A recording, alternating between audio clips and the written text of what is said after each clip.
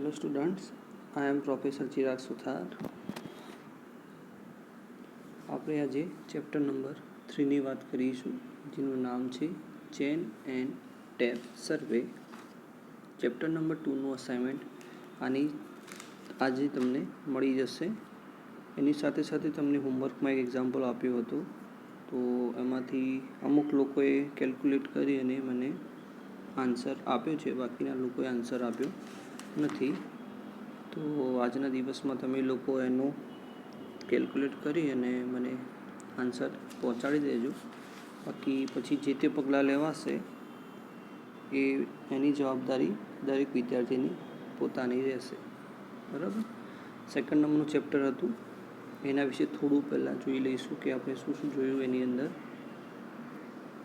Chapter number 2ની અંદર આપણે જોયું હતું કે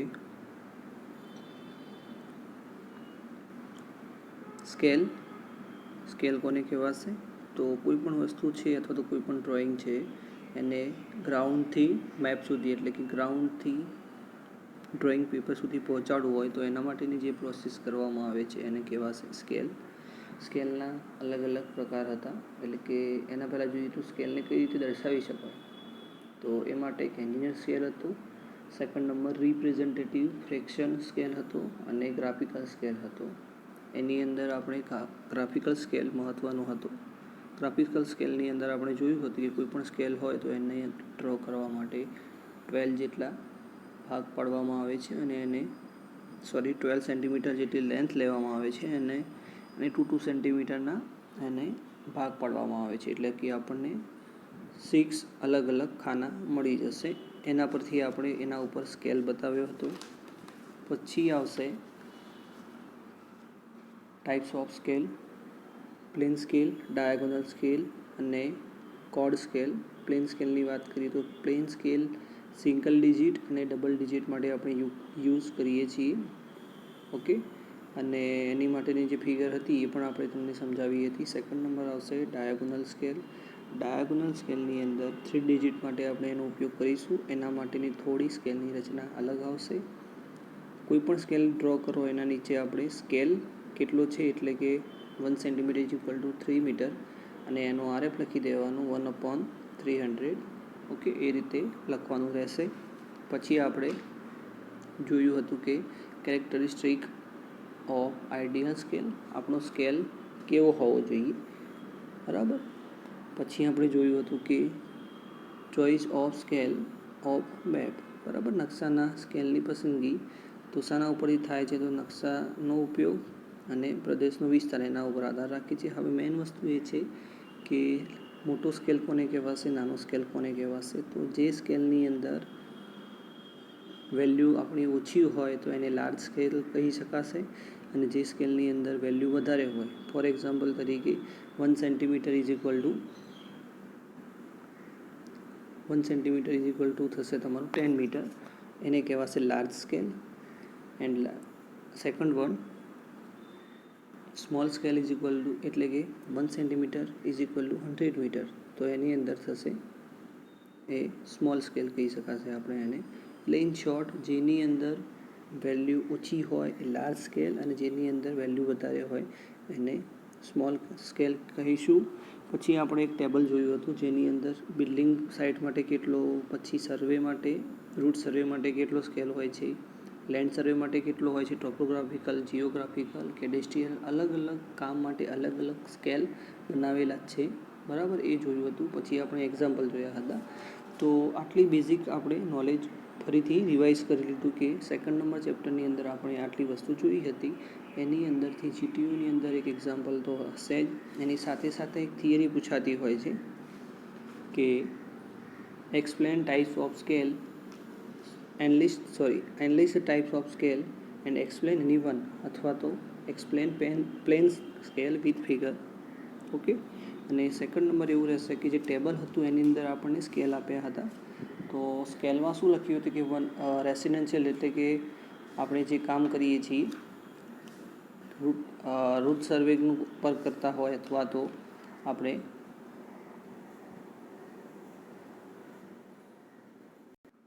બિલ્ડિંગ સાઇટનું વર્ક કરતા હોય, અથવા તો લેન્ડ સર્વે કરતા હોય તો એની માટે એવું લખેલું હોય કે લેન્ડ સર્વે માટે સ્કેલ કેટલો છે 1 સેન્ટીમીટર ઇઝ ઇક્વલ ટુ ખાલી જગ્યા અને નીચે 4 ઓપ્શન આપેલા હોય અથવા તો ઘણી વખતે ઓપ્શન પણ નથી આપેલા હોતા તો 1 centimetre is equal to 5 metre to 50 metre આ રીતની ખાલી જગ્યા પણ પૂછાતી હોય છે. હવે મેન મુદ્દાની વાત કરીએ તો હવે ચેપ્ટર નંબર 3ની આપણે વાત કરીશું. એની અંદરની શું વસ્તુ આવશે એ જોવાનું થશે. તો ચેપ્ટર નંબર 2નું સૌપ્રથમ તો નામ છે ચેન અને ટેપ સર્વે. ચેન તમે કોઈ જગ્યાએ જોઈ હશે પણ એ અલગ ચેન હશે. આપણે જે ભણવામાં ચેન આવે છે એ અલગ છે. ટેપ તો તમે તમારી રોજિંદી લાઈફની અંદર કોઈ પણ જગ્યાએ એનો યુઝ જોયો હશે કાં તો તમે જાતે પણ એનો ઉપયોગ કર્યો હશે. હવે છે લિનિયર મેઝરમેન્ટ. તો લિનિયર મેઝરમેન્ટ કોને કહી શકાશે?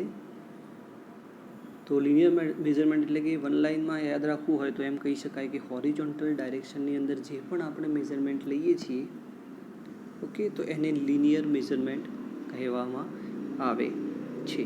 ઓકે તો એની ડેફિનેશન છે પૃથ્વીની સપાટી પર આવેલા જુદા જુદા બિંદુઓના વચ્ચે ક્ષિતિજ અંતરની માપણી કરવામાં આવે છે. એટલે કે 1 પોઈન્ટ ટુ અનધર પોઈન્ટ વચ્ચેનું જે પણ ડિસ્ટન્સ હોય તો એનું જે મેઝરમેન્ટ લેવામાં આવે છે એને કહીએ છીએ આપણે લિનિયર મેઝરમેન્ટ.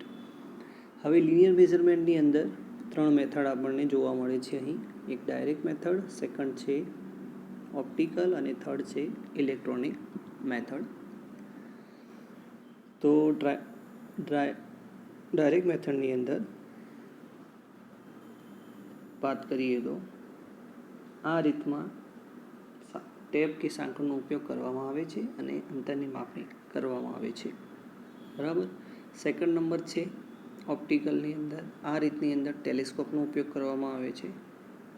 અને થર્ડ નંબરની મેથડ છે એની અંદર છે કે આ મેથડની અંદર શું કરવામાં આવે છે ઇલેક્ટ્રોનિક સાધનની મદદથી રીડિંગ લેવામાં આવે છે. ઇલેક્ટ્રોનિક સાધનનું નામ છે EDM, ઇલેક્ટ્રોનિક ડિસ્ટન્સ મેઝરિંગ.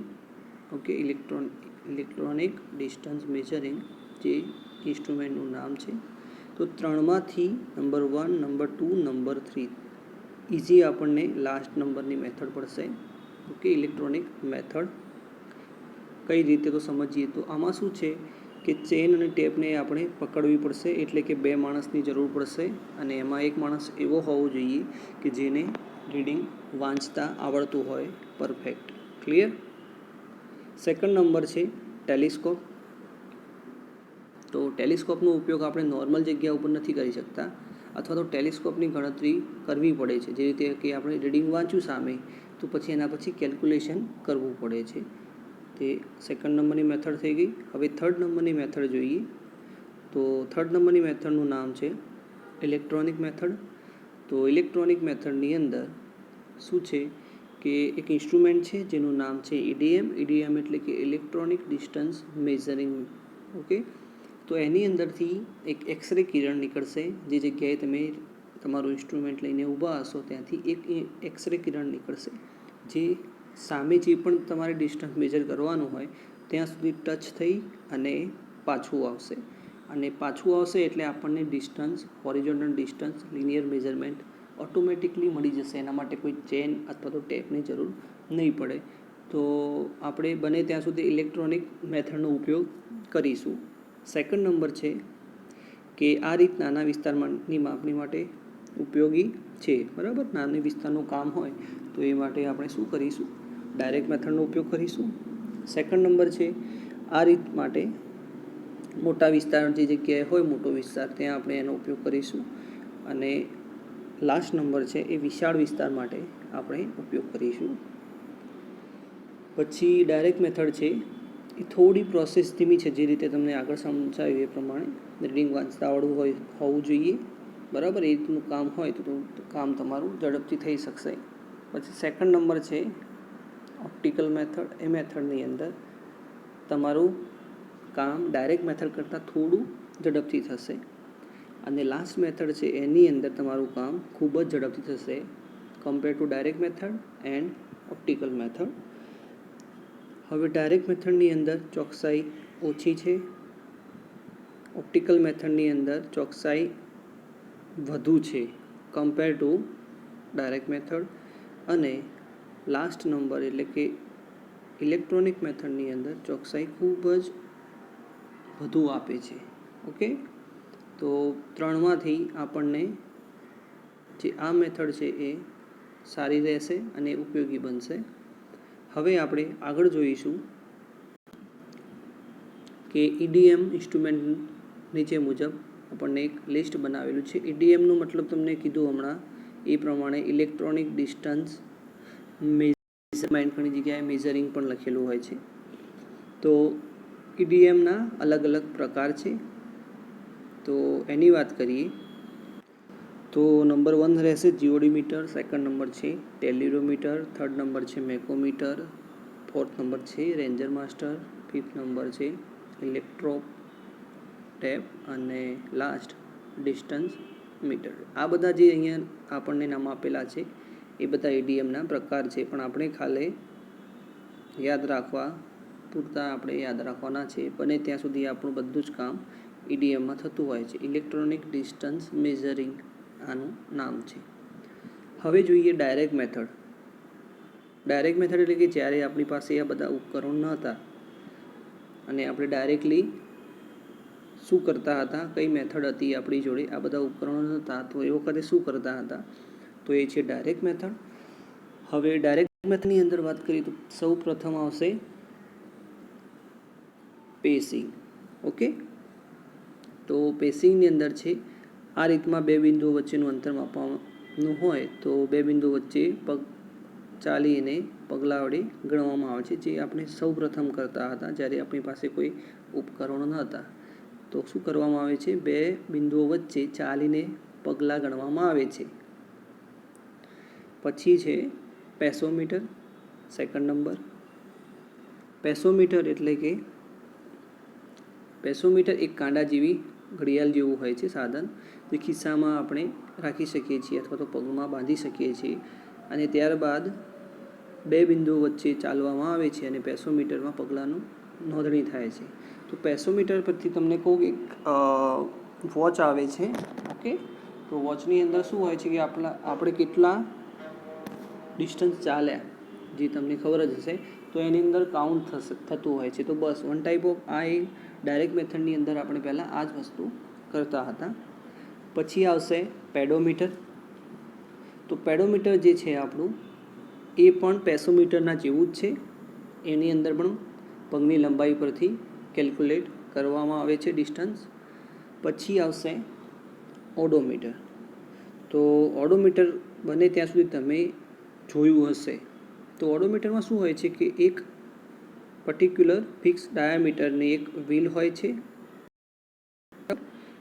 અને વ્હીલ તમારે શું કરવાનું હોય છે, એને હેન્ડલ વડે પકડી અને એને જે પણ એરિયાનું મેઝરમેન્ટ લેવું હોય તો એને બાઉન્ડ્રી ઉપર એને ફેરવવાનું હોય છે. હવે જેટલા રિઝોલ્યુશન આ વ્હીલ તમારું ફરશે એટલું તમને માપ મળશે. ફોર એક્ઝામ્પલ, એક વખત રોટેટ થશે તો 1 મીટર, બે વખત થશે તો 2 મીટર, એટલે નંબર ઓફ રોટેશન કાઉન્ટ થશે. અહીં ડિસ્પ્લે હોય છે તો એના પર બતાવશે કે કેટલા વખત તમારું આ વ્હીલ રોટેટ થયું. તો જેટલી વખત રોટેટ થયું હોય ઇન્ટુ ડાયામીટર કરવાનું રહેશે, તો આપણને ડિસ્ટન્સ મળી જશે. તો ઓડોમીટરની અંદર જોઈએ તો ઓડોમીટરની અંદર શું કહે છે કે ઓડોમીટરને વ્હીલ સાથે જડવામાં આવેલું હોય છે.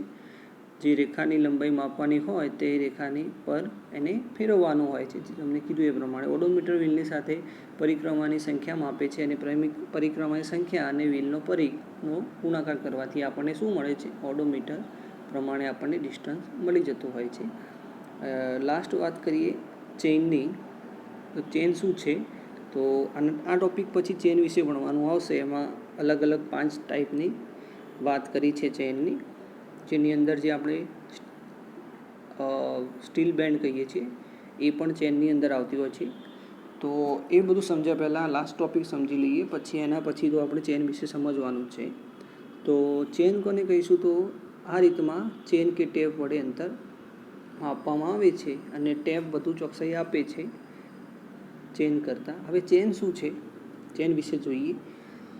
ચેન એટલે કે જ્યારે આપણી પાસે ટેપ નહોતી, જે તે સમયે આપણી પાસે ટેપ નહોતી, તો એ વખતે આપણે શું કર્યું હતું કે ચેન બનાવી હતી.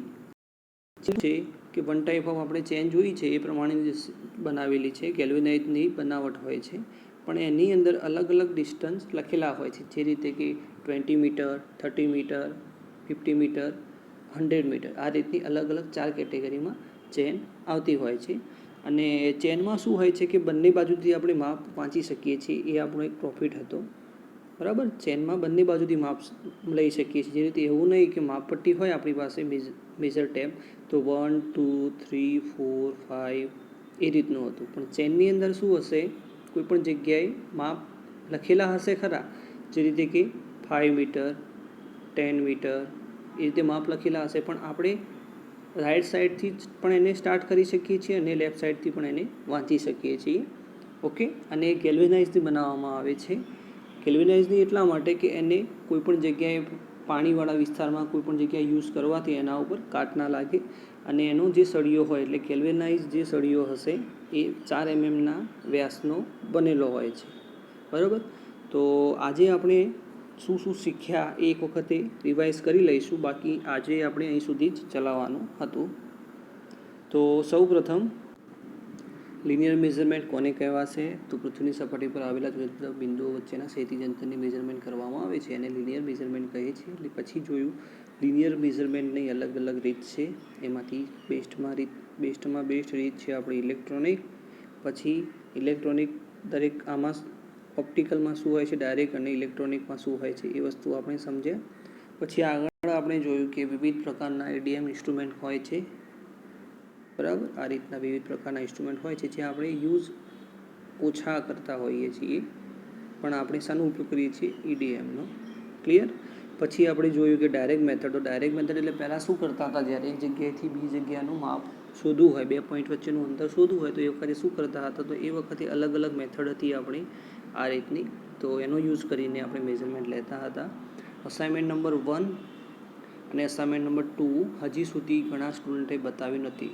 ઇન શોર્ટ આખા ક્લાસની અંદરથી એક સ્ટુડન્ટે મને બતાવ્યું છે, બરાબર. ચેપ્ટર નંબર 1નું અસાઇનમેન્ટ. ચેપ્ટર નંબર 2નું અસાઇનમેન્ટ હું તમને આપી જ દઉં છું. તો મહેરબાની કરીને જેમ બને એમ ઓછા સમયની અંદર મને અસાઇનમેન્ટ બતાવી દેજો, બરાબર. નહીં બતાવો તો પછી એના પછીના જે પણ એક્શન લેવામાં આવશે એ તમને મેં પહેલાંથી કીધેલું જ છે. તો બેટર છે કે તમારી પાસે ટાઈમ છે તો તમે એ લખી દો. ઓકે. તો આજે આપણે એ સુધી રાખીશું. Thank you.